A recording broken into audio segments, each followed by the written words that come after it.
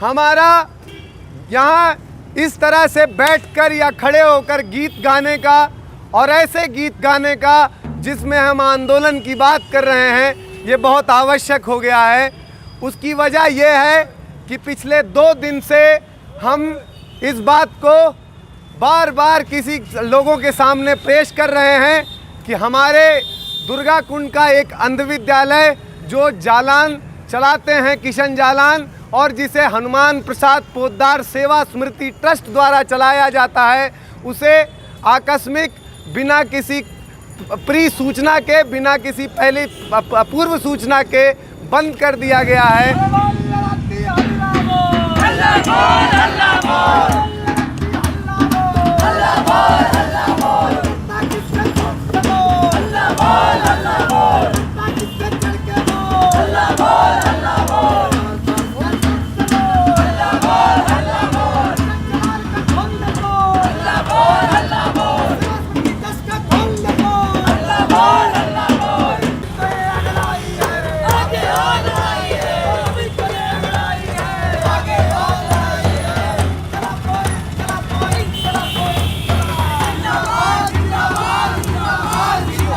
बनारस में पिछले 15 दिनों से हनुमान प्रसाद पोद्दार अंध विद्यालय के छात्र लामबंद हैं और 9वीं से 12वीं के वो छात्र हैं जिन्हें विद्यालय से निकाल दिया गया है। ये उनका आरोप है। दुर्गा कुंड पर 1972 में स्थापित हनुमान प्रसाद पोद्दार अंध विद्यालय ट्रस्ट के और सरकार की मदद से चलाया जाता था। फ़िलहाल 9वीं से 12वीं तक वो बंद है। उस विद्यालय से पढ़े कुछ छात्र और वर्तमान में वहाँ से निकाल दिए गए भी कुछ छात्र हमारे साथ मौजूद हैं। हम उनसे बातचीत करते हैं और उनसे जानते हैं पूरा प्रकरण क्या है और लगातार बनारस में जगह जगह आंदोलन करने के पीछे ये क्या कह रहे हैं। हमारे साथ इंद्रजीत हैं। क्या मामला है आपके स्कूल का, इंद्रजीत? जी, जैसा कि आपने मामला पूर्व में बता ही दिया है, और इसके पीछे हम लोगों का आंदोलन करने का एक ही लक्ष्य, एक ही मकसद है कि हम अपना अधिकार चाहते हैं। हमारा जो शिक्षा का अधिकार है, वह शिक्षा का अधिकार हमारा विद्यालय हमें पुनः वापस दिया जाए। यही इसी मतलब लक्ष्य को निर्धारित करते हुए, इसी लक्ष्य को उद्देश्य में रखते हुए और हम आंदोलन। आपने वहाँ कब से कब तक पढ़ाई की है? मैं कक्षा 9 से 12वीं पर्यंत वहाँ पढ़ाई किया है। कैसा माहौल था, किस तरीके से ट्रीटमेंट था वहाँ के प्रशासन का? देखिए, प्रशासन का वहाँ पहले से भी देखिए छात्रों के प्रति ठीक तरीके से नहीं था। शिक्षा के प्रति भी जो शिक्षा का स्तर था वो शनैः शनैः गिरता चला गया, परंतु अब आए दिन ऐसी स्थिति आ गई है कि अब यह स्कूल बंद हो गया है। अच्छा, हमारे साथ शशि भूषण हैं। हम शशि से बात करते हैं। शशि, ये पूरा मसला क्या है और आप कब से इस आंदोलन से जुड़े हुए हैं? मसला तो शायद बहुत दिनों का है और पता ही है आपको, और काफ़ी दिनों से आपने भी इस पर स्टोरी की थी, जहाँ तक देखा गया, पढ़ा भी गया। तो मसला तो 1 साल से चल रहा है लगभग, और सारे ऑफिशियल्स को पता भी है। मतलब ऐसा भी नहीं है कि किसी को पता नहीं है, प्रधानमंत्री तक सबको पता है और ये हो रहा है। सबके संज्ञान में सब कुछ हो रहा है। ये आश्चर्य की बात है कि अब तक बात समझ नहीं जा रही है, अब तक बात पहुंच नहीं रही है। किस तरह से एक दृष्टिहीन छात्र इस देश में अपनी बात पहुंचाए, वो कहां तक किस से कांटेक्ट रखे, तो ये सारी समस्याएं हमारे साथ। शशि, आप ये बताइए हमारे दर्शकों को कि क्या मामला है, कब से इस तरह से चीज़ें आने लगी कि विद्यालय चलने में ग्लिच हो रहा है, बंद कर दिया जाएगा? ये कब से शुरू हुआ? एक बार 2018 में ये बात पहली बार कही गई थी। वैसे तो कह रहे थे ये 2014-15 से, लेकिन 18 में पुरजोर तरीके से ये बात आई थी कि बंद किया जाए इसको। तो यहाँ एक डीएम थे सुरेंद्र सिंह, उन्होंने संज्ञान लिया मामले का। तो फिर इनसे कहा कि अगर आप नहीं चला सकते तो दूसरे किसी ट्रस्टी को देते हैं। तो कह रहे हैं कि नहीं भाई, हम चलाएंगे। और फिर उन्होंने वादा किया कि भाई अगर आप चलाएंगे तो हम आपको ज़्यादा फंड भी दिलाएंगे। ऐसी कोई बातचीत वहाँ हुई। और उस साल यानी 2019-20 में इनको 50 लाख के आसपास रुपए मिले, लेकिन वो पैसा कहाँ गया या क्या किया गया वो नहीं पता। और उसी बीच लॉकडाउन हुआ और उसका फ़ायदा उठाते हुए इन्होंने विद्यालय को बंद कर दिया 9वीं से 12वीं तक। हमारे साथ अभय भी हैं। अभय टेलीविज़न पर लगातार दिखते रहे हैं। अभय, पहले तो आप ये बताइए, आप उस विद्यालय से पढ़े भी हैं? जी। अच्छा अभय, अब कहा जाता है, मैं हमारी बात वहाँ के प्रधानाचार्य से हुई, उन्होंने कहा कि बच्चे बहुत उदंड किस्म के हैं, वो बहुत उदंडता करते हैं। इसके अलावा वहाँ आरोप लगातार ये कहा जाता रहा कि सरकार की तरफ से भी पैसे कम आए हैं। आप प्रधानमंत्री नरेंद्र मोदी से मिले भी हैं, आप बड़ा करीब से उनको देखा है आपने, क्या कहना है आपका इस पूरे मामले पर? देखिए, निश्चित रूप से ये मामला दरअसल विद्यालय 2008 तक बहुत अच्छे से चल भी रहा था। 2007-8 से लापरवाहियाँ शुरू हुई और वो इतने हद तक चली गई कि एक छात्र की इलाज के अभाव में 2008 में मौत हो गई 26 नवंबर को। उसके बाद लड़कों ने जब प्रतिरोध किया तभी ट्रस्ट ने कहा कि तुम लोग अगर इस तरह से चिल्लाओगे तो हम विद्यालय बंद कर देंगे, और वैसे भी ये मतलब कि ये तुम लोग का अधिकार नहीं है, हम लोग दे रहे हैं, हमारे टुकड़ों पे आप लोग हैं, तो जिस तरीके से रहना है रहो, तो शांति से।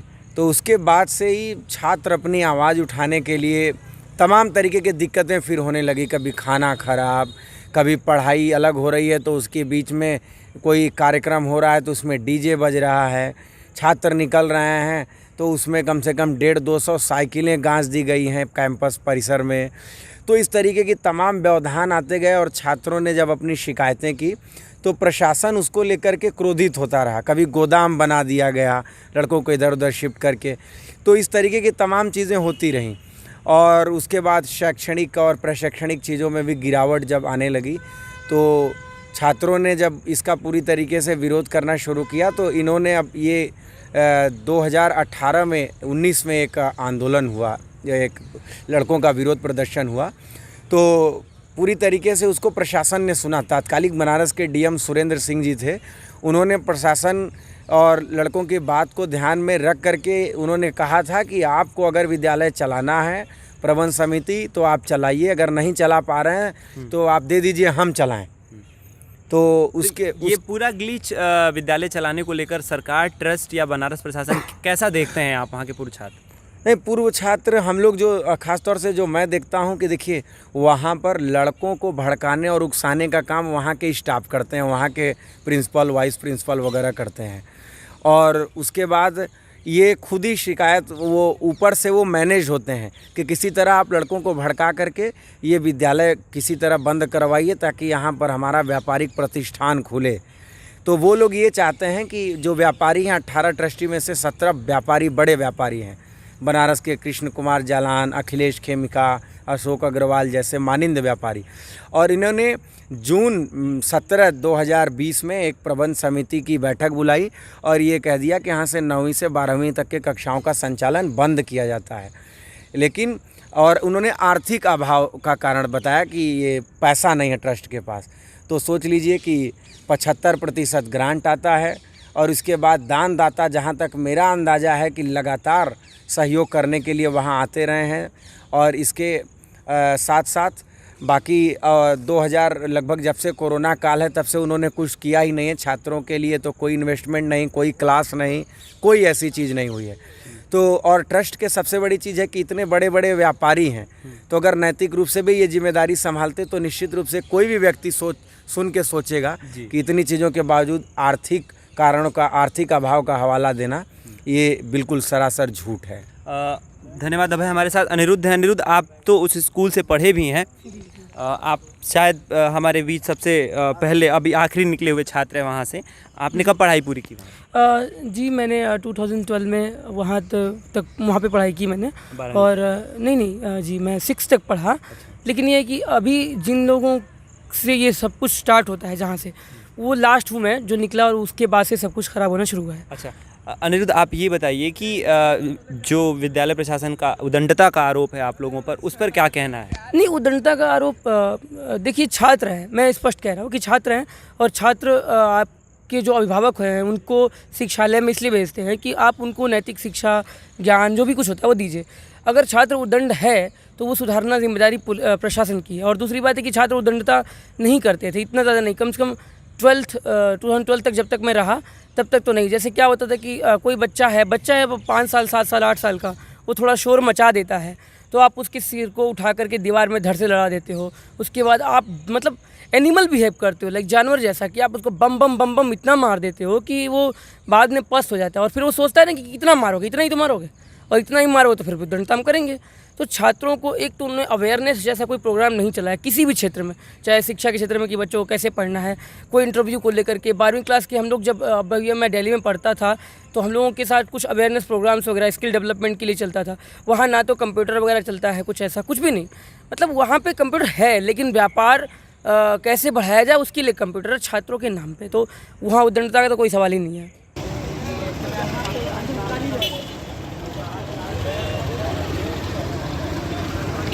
साथियों, हमारी बात आप सभी सुन रहे हैं, आप सबको नमस्कार। देखिए, जिस विद्यालय के विषय में हम बातें करने जा रहे हैं उसी विद्यालय से हम भी पढ़े हुए हैं और आज बनारस हिंदू यूनिवर्सिटी जैसे प्रतिष्ठित संस्थान से हमारा BA 3rd year Hindi honours चल रहा है। मैं आपको बता दूं, वहाँ इंटर तक की अच्छी से अच्छी सुविधा है और उत्तर भारत की सबसे अच्छी और बड़ी लाइब्रेरी के रूप में वह विद्यालय विख्यात था। कहने का मतलब यह है कि आज वो चीज़ें बंद हो जाएंगी तो हमारे ऐसे दृष्टिबाधित विद्यार्थी तो BHU पहुंच गए, लेकिन आने वाले विद्यार्थी लोग नहीं पहुंच पाएंगे, इस बात का हमें दुख है।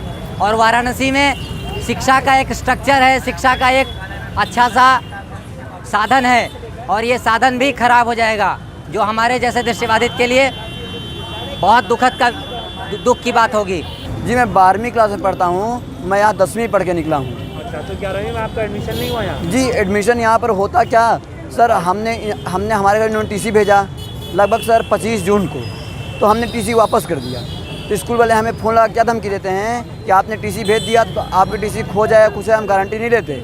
फिर हमसे बिना पूछे हमारी TC, आधार कार्ड सब कुछ लखनऊ भेज कर बिना हमारे मर्जी के उन्होंने एडमिशन करा दिया मेरा लखनऊ में, जो कि हमारी ऐसी इच्छा नहीं थी। जी, मैं हम यही चाहते हैं किसी भी हालत में किसी माने हमारी स्कूल खुलनी चाहिए, सरकारी हो तो सरकार ले सर। ये हर साल का हमें ये नियम पसंद नहीं आता सर। ये 2018-17 से ये नियम चल रहा है सर। ये जो विद्यालय 9वीं से 12वीं तक बंद हुआ है सर, हाँ, तो इसमें सबसे प्रमुख कारण क्या है बंद होने? कोई प्रमुख कारण नहीं है, उसमें हमने दर्शाया है, जो दर्शाया गया है। हमारी वित्तीय संकट हमारे सामने बहुत खड़ी हो गई, क्योंकि हमारे पास उतना आर्थिक व्यवस्था नहीं हो पाई है कि मैं 12 तक अब चला सकूं। 8 तक मैं चलाने के लिए सीधे लिखित दे दिया हूं और 8 तक विद्यालय चलता रहेगा। यह कोई भी कहता है तो भ्रमित कर रहा है, क्योंकि जैसा कि प्रत्यक्ष आपके सामने है, गेट पर भी आप देख रहे हैं, हमारा प्रवेश प्रारंभ है, बैनर भी टंगा हुआ है, पेपर में भी मैंने आउट करवा दिया है और आकाशवाणी से लेकर के दूरदर्शन तक पूरा हमारे लेटर पहुंच चुके हैं। ये वित्तीय जो कारण आप बता रहे हैं, ये कब से शुरू हुआ है आना? यह वित्तीय संकट में 3 साल से है, 3 साल हो गया। अब सोचिए 3 साल से पैसे नहीं आया हुआ है, अध्यापक कर्मचारी कैसे जी रहे हैं? कितने कर्मचारी अध्यापक हैं और अनुदान कितना आता है? हमारे यहाँ अध्यापक कर्मचारी 28 हैं। और यहाँ जो बंद हो रहा है सर, इसका मतलब क्या ये, मतलब मेरा एक साधारण सा सवाल है कि क्या ये फिर से शुरू नहीं हो सकता है? देखिए, न्यायालय में इस समय केसेस चल ही रहा है, ये लोग गए हैं कोर्ट से जजमेंट जो भी आएगा उसका हम भी स्वागत करेंगे। आप प्रिंसिपल हैं तो आपका 30 साल से जुड़ाव है इस विद्यालय से, उस कंसर्न, उस हिसाब से आपका क्या सोचना है कि ये चलना हम तो इनको बहुत प्यार करते थे, अपनी इतना समर्पण इनके साथ करके चल रहे थे कि ब्लाइंड बच्चे हैं, इनका मेरे पढ़ाए हुए लड़के प्रोफेसर लेक्चरर तक हैं। सरकार की तरफ से कब से बंद हो गई है? 3 साल हो गया। सिर्फ 3 साल? 3 साल बंद क्या हुआ, मैं लेटर भेजता रहता हूँ, मेरा फाइल जाता रहता है, फाइल तो मैं हमेशा भेज रहा हूँ। जो वहाँ से न्यूज मांग रहे हैं, मैं सब तुरंत डिस्पैच करके, मतलब स्पीड पोस्ट द्वारा भिजवा रहा हूँ, अपलोड करवा कर ऑनलाइन भिजवा रहा हूँ। मांग रहे हैं तत्काल में, जो सब कुछ भेज रहा हूँ। आपको नहीं लगता सरकार की भी नीयत में नहीं है चलाना? नहीं, मैं ये बात नहीं कर सकता सरकार की नीयत। सरकार तो देश में हर प्रकार की सामाजिक, आर्थिक, धार्मिक, शैक्षिक सभी प्रकार के परिवेशों को ध्यान देती है। ऐसा तो नहीं है कि सरकार कभी चाहेगी कि नहीं देश की, मतलब देश की जनता या तो देश की जो भी रहने वाले देशवासी हैं उनकी क्षति हो, चाहे बच्चे हों या तो कोई हो। द वायर के और वीडियोस देखने के लिए सब्सक्राइब करें और बेल आइकन पर क्लिक करें। स्वतंत्र पत्रकारिता की आर्थिक मदद करने के लिए डिस्क्रिप्शन में दिए गए लिंक पर जाएं और अपनी राशि चुनें।